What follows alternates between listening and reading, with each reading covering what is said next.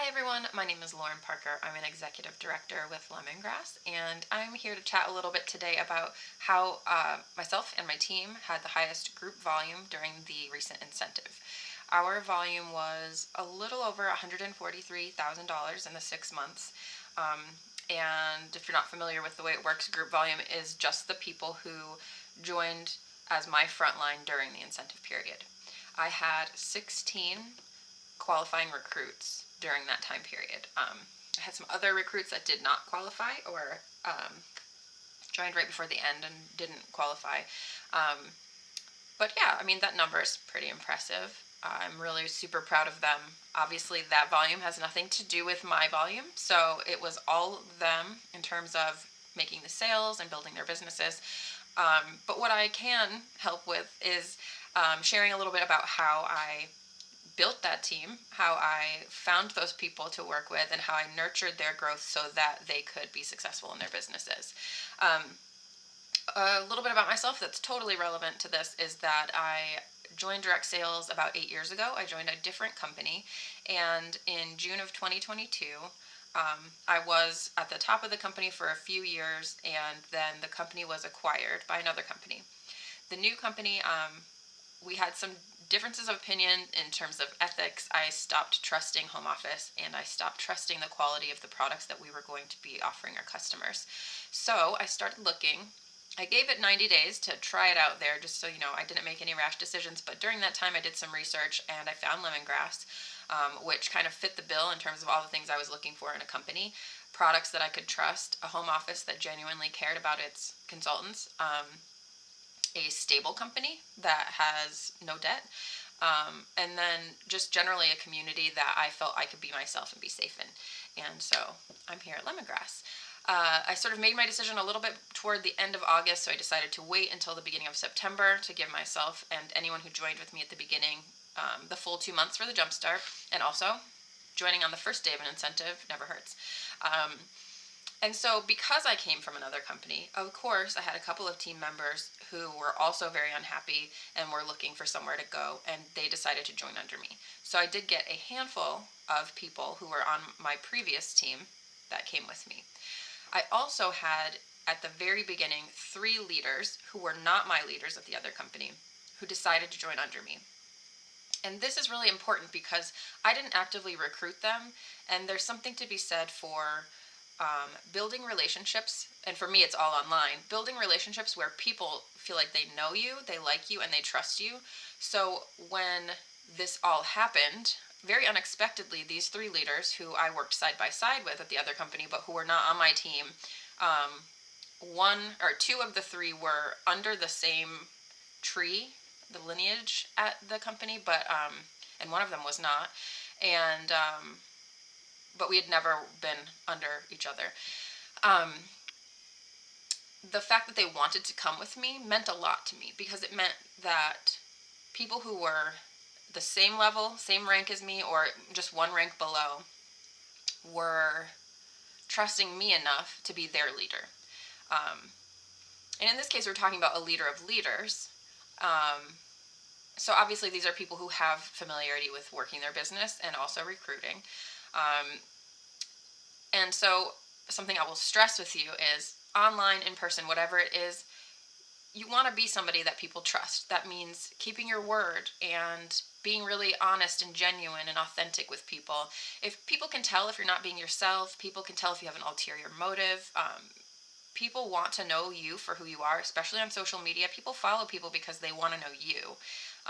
They don't really necessarily need to know everything it is about what you sell. They want to know you as a person because you are your brand. And I will say it a million times. You'll probably hear it in other trainings in the future from me, but your brand is not lemongrass. Your brand is you. You happen to adore lemongrass and want to share it with people who you think will enjoy it as well. But first and foremost, your brand. And that was proven to me when I moved companies. I was a little nervous about what my self-care community, my VIPs, would think and whether they would come with me.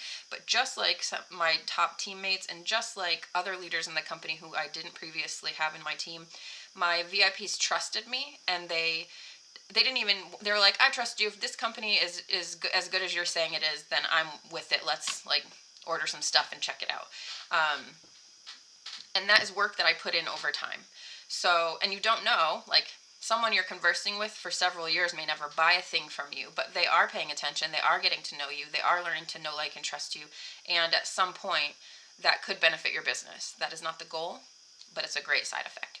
So, another thing I did was I didn't prejudge. So when I moved over to the company, I was really authentic and honest online about the transition. I was graceful about the other company. I did not share my true feelings about certain things. I was able to share my feelings without going into detail. So I wasn't going to slam another company. I wasn't going to bring negativity into the conversation, but I was very frank about my feelings, and let people into that vulnerability and the decision that I made. So that also brought some attention from people who weren't previously with my other company. So I also eventually recruited people along the way who were hosts or previous customers who had never been with me at the other company, but they were able to trust me and knew that I didn't make this decision lightly. And they were also able to see that I was very committed to making sure that my customers and my team members were all very well taken care of. So you want to be able to show, even if you don't have a single teammate right now, when you talk about your business online, share the love you have for the people you work with. Show them how you care for the people around you. Because when someone's going to be on your team, in a way you're like their parent, their lemongrass parent, because you're going to show them the ropes. You're their mentor, you're their teacher, you're the person who's going to keep them safe as they acclimate to the new environment and learn everything there is to learn. And it's vulnerable when you do not know what you're doing. So, you want to show that you're a safe person, that you don't have to know everything to be in this business, and you don't have to know everything to recruit somebody. You do have to know what your available resources are. And I'm always fine being like, you know what, I don't know the answer to that question, but I will find out the answer and get right back with you. And I make sure I follow through on that. That is all people need to know about you. They don't need to know you know everything. You don't need to be a walking catalog, but you just need to know how to find answers and how to help them find answers. So I use social media as a tool for recruiting. I relationship build in multiple ways. I interact with all of the people I'm friends with on Facebook as much as I can. Your feed will show you only certain people if you're on social media. So you want to make sure that you are digging through your friends list and your followers and seeing who else is there maybe you haven't seen, and go and check out how they're doing. You also, when you're sharing the opportunity, whether it's in real life or online, there are two ways you can do that. One is really obvious. It's the direct way to talk about the business, very frankly discussing in an engaging way what it is you do, and that there is an opportunity, that this is something. People don't all know what direct sales is, so explaining that it's something that they also can do, that they can join your team and you can help mentor them and they can make money or whatever they're looking for. There's several reasons people join, right? Like extra money, community, something just for them, or they just love the products. So whatever it is, one or all of those, speak to those things and talk about the opportunity as a thing that exists. So people know it's not just like a company you started and own. Like some people aren't really sure. So you want to make sure that's clear by posting about it periodically. But the other way you can share the opportunity is passively. And this is also valuable. And this is oftentimes targeting a different audience. You talk about your own experience. People are on social media, people are your friends in real life because they care about you and they're interested in your life. So talk about your life and talk about lemongrass as part of your life. You don't need to talk about the opportunity in these moments, but you are describing, when you talk about your experience with lemongrass, you are speaking about the opportunity they have to have that same experience. So if you are loving some new people you met, talk about that online. If you are in love with certain products and they've sort of changed your life, or you're feeling really relieved because you know the products that you're sharing with your family now are clean and safe and fresh, share that. If you are making extra money and you're able to do a little something extra, like pay for extra activity for your child, or save money up for a family vacation, or pay a sudden and unexpected bill. People like just being excited about that. People are excited for you, and it's a way to passively share the benefits that are coming to you from having this business. So all of this is just, these are different ways to get the opportunity out there, to make sure that people are interested. Like, I have had people come to me and ask me to join. And a lot of times people will say, like, I've heard different trainings where people do not come to you. You have to go to them and offer the opportunity. Yes, that's true. But you will be surprised if you do a great job sharing your brand and networking and, consistently meeting new people. You will eventually have people come to you and be like, what is this? What does this say you do? Like, I'm curious about this. And I'm always like, I've not been doing my job if they had to come to me, but it's always a good reminder to be talking to people about it directly, not just sharing it passively, not just posting on social media, but chatting with them personally. But you can't get everybody, right? So sometimes people will even come to you, and that's really great. But once you have people who are on your team, whether you went out and actively recruited them or they came to you, the hardest part isn't always getting them to come in the door. It is getting them to stay and getting them to a place where they're feeling like they're seeing success, so they want to continue. So let's talk about retention. For me, I've discovered a few things over the years. A lot of it's trial and error. So take what you like. You don't have to do everything I do. Just know that this is what I do, and you can adapt it however works for you. The first thing that I really focus on is creating a team spirit, team environment. So my team's name is The Hive, and then as soon as when I have my first person hit Premier Director, I changed the name to The Hive Collective. We are all running our page together, all the leaders. So I think right now I have lost count. I have a senior executive director, one or two senior directors, and multiple directors in my lineage underneath me. And every one of them knows. We have a group chat. We talk together about how we're going to run the page together, but they don't have to have their own page. If we're all doing this together, it's helping us create one big team that's excited to work together. We all have different things to offer, so it's really helpful to balance out strengths and weaknesses. And it's also really helpful to create this collective vibe. So when you hit Premier Director in my team, you go up on the banner, and so people are aiming to hit Premier Director. And so together we are the Hive Collective. There are sub-teams on my team, and they have their own team spirit as well. But I want to make sure people are proud to be part of the Hive, that people within the group are getting to know each other, because there are a lot of us. I think we're at 211 or 12 today, and I want everybody to know everybody. So people want to stay when they feel part of something. They want, not only in the lemongrass community as a whole, but, among yourself as part of your team. So I like to make sure we're doing a lot of shout outs and recognition. We're doing some engagement posts just where we learn about each other. I try to do a lot of things that are bee themed, just so that, now this is it's not just my thing. My daughter's name is Bee, and I've loved bees since probably early high school. And so it's an obsession of mine. So we're the Hive, obviously. So you don't have to do this kind of thing, but I am able to. So I have things like this. Welcome to the Hive. I have, let's see if I have them right here. I didn't get them out ahead of time. I have this postcard, something to buzz about. And I actually use that graphic when I'm doing shout outs during the month, not just single shout outs, but overall just check-in shout outs. Where is that one card? I'm going to look right here. I have a new card that I should have prepared. I have too much stuff. So much collateral. I'm going to have to open this package because I don't know where the other ones are. But I have postcards that I send out to do shout outs for people when they hit certain ranks. For my Frontline, I do postcards for everyone.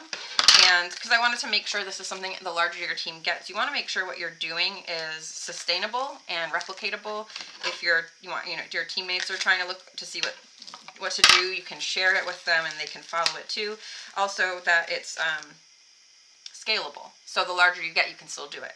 So I send promotion cards to anyone in my company, but I don't send one of these for every single person in my company because I would need that to be my full-time job.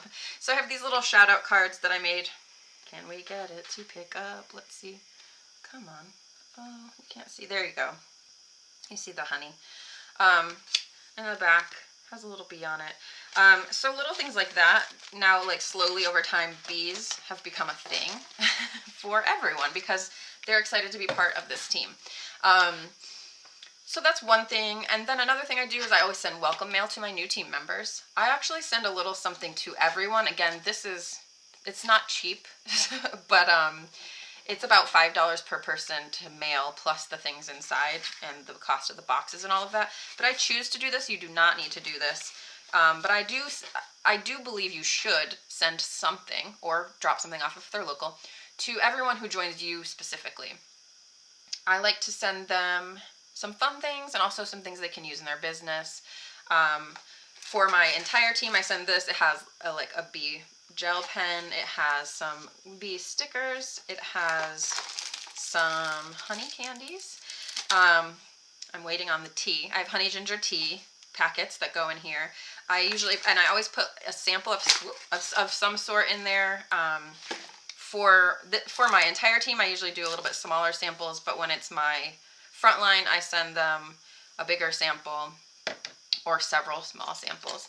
And then I send them things they might use in their business, things they can use with their customers. Some things like this you can get at knockknock.com. It's like a self-care prescription pad they can use with their customers. Self-care tracker. I use these with my hosts, but I buy several of these when they're on sale, and I can give notepads, pens to my new team members. You don't have to break the bank, but I think it's a good investment. It's not only an example of what they might try to do for their customers, because they get to experience like getting real mail is so nice, but also they get that special surprise from you. Then I make sure to launch them and I make sure to onboard them. I'm going to share a link in the comments to an onboarding checklist I've created. Excuse me. Again, it's made for my team, and it is how I like to do things. I think everyone should do things the way that works best for them. This is just what works best for me. And I go through that onboarding checklist so that I don't overwhelm my new people right away. So I make sure that I drip information on them in the beginning, and I don't soak them with the hose because it's so exciting that they're here. You want to tell them everything, but they need to get acclimated first. So you'll see on that onboarding checklist, it starts with like on day one, it's pretty chill. You welcome them, send them maybe a welcome email or whatever it is you do. You're going to add them to some groups, so you want to tell them what they are. And then just like I instruct them to just look around. Here are a couple places to explore. And then I'm going to check back in with you in 2 days. While you're exploring, grab a notebook and write down all of your questions, or put them in your phone or in a document, whatever works for them, to track them. So they're not sending you one-off questions, especially if you have a larger team. It gets to be a lot. So it's good to sort of get them in the habit of collect your questions and then come to me and we can knock them out. And then I set up a one-on-one call, Zoom or phone. And I know that sounds really crazy to people sometimes, but just to say hello. Usually I don't know these people. I meet people all over the internet and I don't know them. So I want to chat with them. So I send them a little survey to start with, just to get to know them, ask them questions about their experience in direct sales, what they want out of Lemongrass, how they like to be led, anything that they want to tell me about their hobbies and their family, strengths, weaknesses, things they want to work on, all the information that I could think of, just to get a really good idea and look it over before we chat. That makes the chat less awkward because I already have the information, and now I can just ask more questions to get to know them, and then set some expectations with them about how I'm going to lead them based on what they want. So that, again, is another way of building loyalty, building a relationship with your team member as a leader, not just as maybe you were their consultant before, or you were their friend or family member before. You're wanting to establish this new role where you're the leader and you're their mentor, and you're there for them, and also you're going to help them. And showing them that you are organized and offering these things step by step is going to be a relief for them. And it helps them not feel like they need to look at everything right away and get like to know all the things immediately. Like, it's cool. This is the pace we're going to set. I'm going to help you. Everything that you need to know, like, here's your jump start. Our first goal is to work on your first jump start period. Right now, you need time to get to know everything. So I have everything like day 1, day 2, day 3 to 5. And I slowly give the information to them and get them set up to do a launch. I was not consistently launching my team members for like the first 5 years of my other company. And while I was seeing success, once I started really launching them, like me personally launching them, not just being like, all right, have a launch party, have fun. I'll be here if you have questions. Like, they don't even know what questions to ask a lot of times. I launch them. I run their launch party and teach them how to do it alongside me, and show them that also a lot of things I'm teaching you are how you're going to teach and coach your hosts in the future. If you're going to be running parties, you need to kind of know how to do that. So it serves a dual purpose. I'm helping them launch their business and also teaching them that during this launch we're going to be trying to pick up a couple parties for you. 2 to 3 is the like minimum goal I have, and you're going to want to know how to lead those parties. And then I offer to help them on their first couple as well, so that they're not just like, I'm not just throwing them out into the water and after just one launch party. But this is another thing I do for them. This is time. What's the right way to say this? It does involve time investment, but it is worth it. And even if every now and then you get someone who you spend all that time prepping to launch and they just like disappear, because sometimes people do that, still worth it. It could have been, and the most likely will be, is worth the like chance that maybe it won't take off. And so during that launch, I'm also trying to help them earn their jump start. A big way to keep people on your team is to help them find early successes, whatever that may be. Set up mini goals before the first jump start. So before that 500, like, let's make sure at your launch party we get at least $300, and we hold your launch party within the first 10 days of your lemongrass career. Setting those kinds of quantifiable goals that are bite-sized, and then getting them there, and then showing them, oh, you didn't hit the 300 by the 10 days, that's okay, let's readjust, we'll aim for 400 in the first 20, like there's time to catch up, we'll do different things. Showing them that you can you can miss a little goal, and it doesn't mean the whole thing's over. Like, it's not like, I suck, I'm terrible at this, I'm leaving. There's a lot of time, we have time, and I'm here to help you. So making sure that they feel comfortable, helping them see early successes. People want to continue doing things when they feel like they are growing and they are learning and they are succeeding. People typically don't want to do things that make them feel bad about themselves. And a lot of times there will be misses, there will be mistakes, there will be, parties that don't do well. And teaching people like that also these things are normal. Showing them when things don't go right for you, it's humbling, because we're always all learning no matter what your rank. But also it helps them see that like you don't have it all figured out either, and that is not stopping you, that this is normal, that we can just laugh about it together and figure out what's next. A lot of that takes the pressure off, and some people I kind of like pressure sometimes, but most people don't love to have a lot of pressure on them. It stresses them out or makes them anxious. And we have a lot of people, I believe, that come into the direct sales field, at least the self-care and pampering aspects of direct sales. People come to these companies who are often very sensitive, very tuned in to other people, but often also very introverted and anxious. It's a really common, this is where I tell you I have 2 psych degrees. That also helps. But trying to understand where people are coming from, it's really common for people to come from those places. So we want to make sure that we are creating an environment that is considerate of that, and helping them grow personally and in their businesses by having this business. So launching and onboarding, focusing on the jump start. The last thing is that I kind of think of launching and onboarding as a 90-day process. The goal is at the end of the first 90 days, they will have grown their wings and they'll be mostly ready to fly, and they'll just come to you when they need you.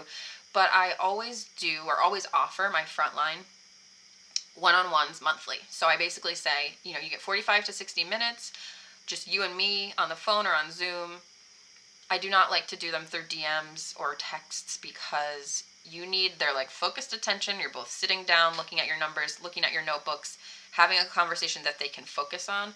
DMs, people just walk back, they read it, go do something else, come back. Like, it's just not a continuous conversation, and it sucks up your time in a weird way because you don't know when they're going to reply to you. Like, have your boundaries, your office hours, the time you're going to work, and make sure that they can work within that.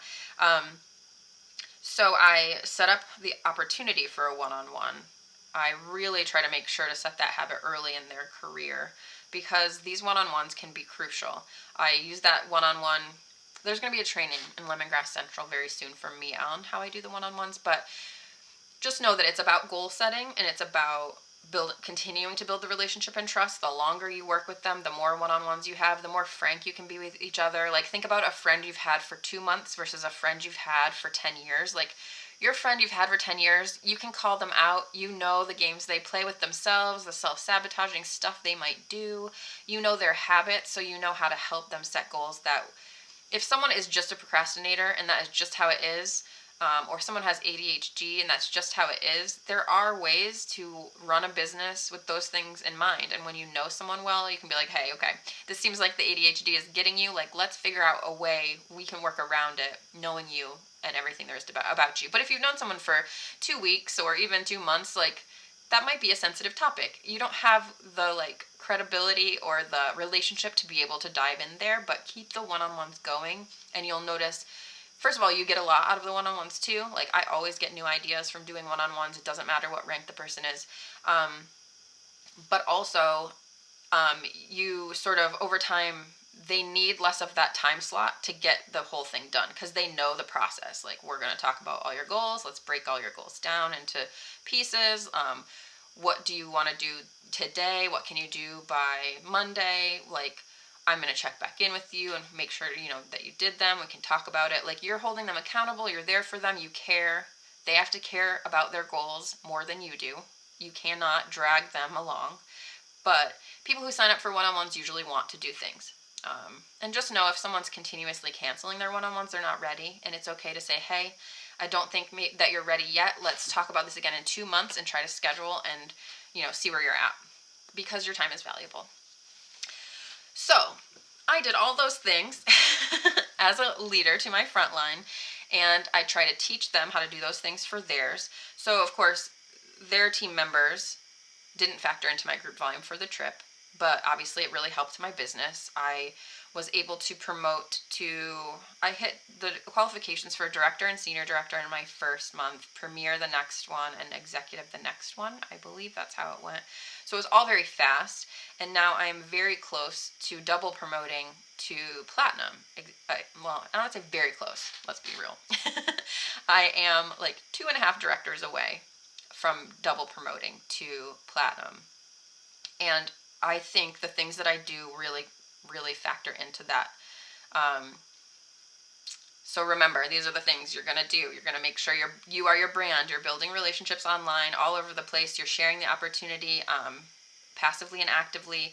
You are making sure to focus on retaining your team members once they're in the door by onboarding them and building a team culture that they're happy to be part of and welcoming them with mail and helping launch them and then giving them at least monthly guidance. I usually do my one-on-one in the beginning of the month, and then I check in with anyone, even if they didn't do a one-on-one. I do just like PMs or text check-ins around mid-month and then toward the end of the month, not the last day, because people sometimes need some guidance before the last day has arrived. We don't want everybody up all night worrying about whether or not they're going to reach their goal.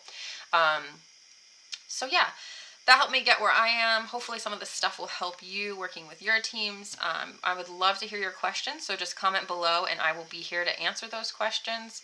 I'm going to link the onboarding checklist that I use in the comments, and if I have any other resources that I think apply to this conversation, I will drop those too. So yeah, I will talk to you more soon.